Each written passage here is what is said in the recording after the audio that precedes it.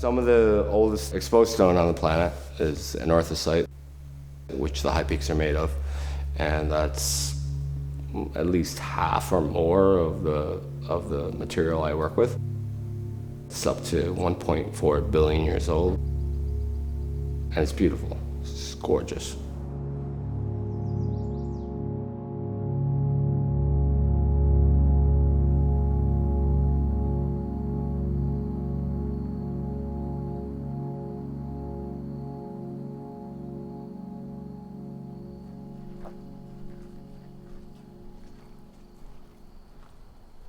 Most of my work is nature-based, so it's what you would call biomorphic. So using natural shapes in nature is what I'm going for.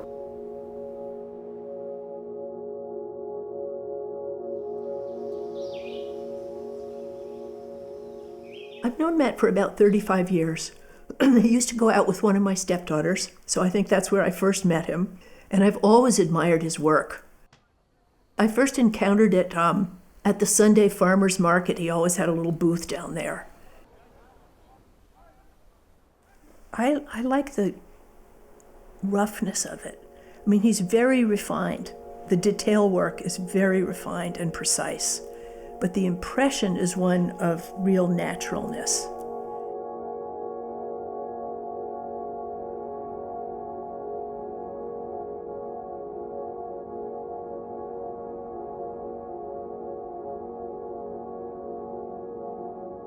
You can see that he loves the rocks that he works with. It's like in each sculpture, he takes you on a trip inside the rock. I think he's a genius, I really do.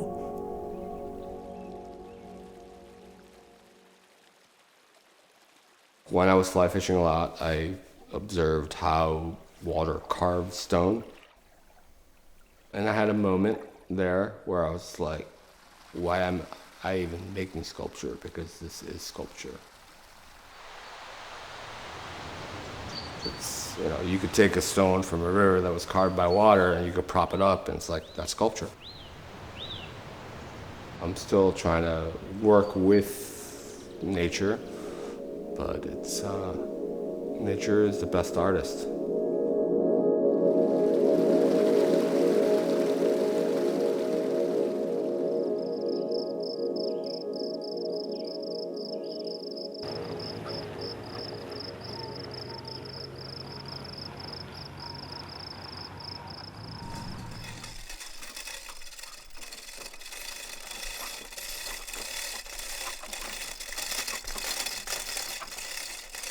I have different ways of working. So I have it in my head or a sketch of sculpture that I want to create.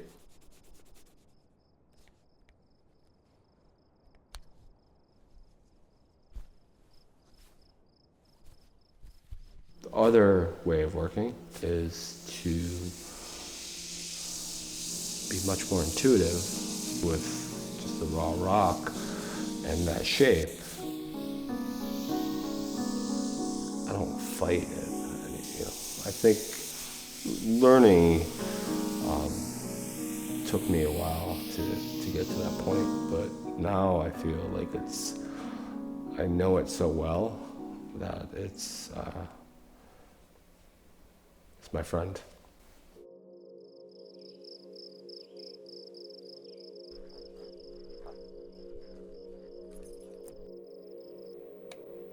I'm completely self-taught, everything. From the stone to the steel to all of it, yeah. No real secret formula. A lot of time, a lot of hours, and a lot of experimentation. Yeah. I try not to let outside influences direct the way I want to work and what I want to do.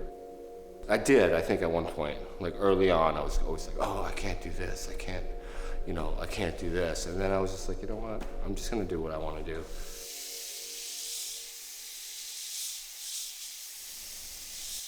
I work 7 days a week, often 80+ plus hours a week, at least. I like it. So it's not, it doesn't feel like work to me. One of the things that is a stopper for many artists is doubt. Is my art good enough? Am I good enough? There's always those doubts. I think I have a tendency just to, not to say bull my way through these things, but just try to have positive thoughts that I'm good enough.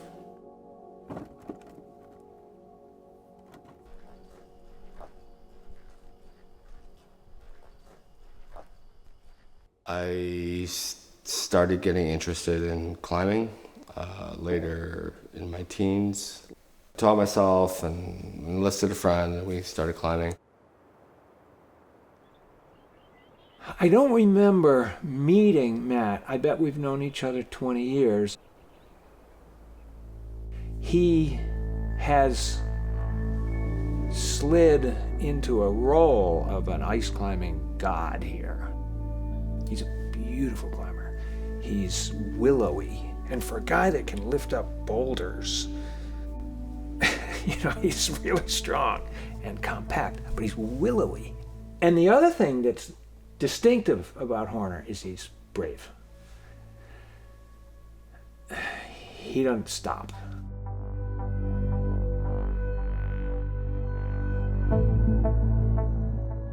So ice climbing is dangerous.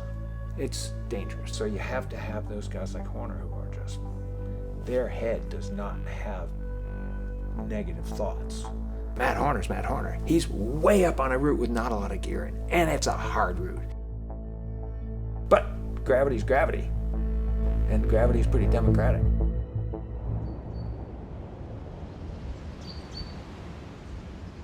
My circuitry shut down for a split second, and I blacked out. People do ask me a lot about my climbing accident because it was fairly serious. Took a 60-foot fall, and I should be dead. I guess I have a very fatalistic attitude on life, like when your time's up, your time's up, and that's that. People are always like, oh, you're exposing yourself to so much danger. But I think life is, I think just existing is danger.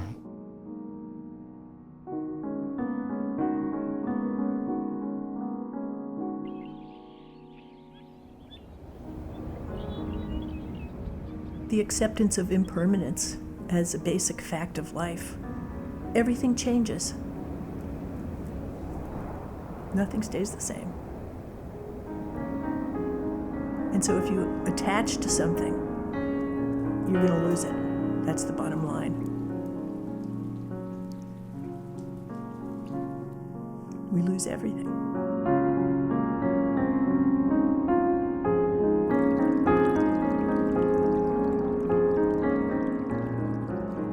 So sculpting is, I sculpt something and it's going to last forever and it's permanent.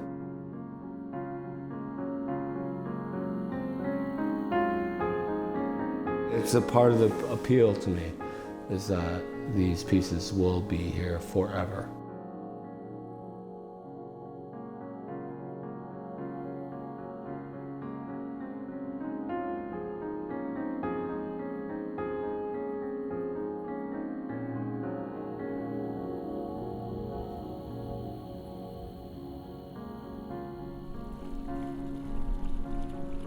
His work is kind of immortal in a way, in the sense that after all the humans have disappeared, it's going to be still part of the land, the landscape. It will stay where it came from. Each sculpture that he does is a kind of artifact of the journey that he's on.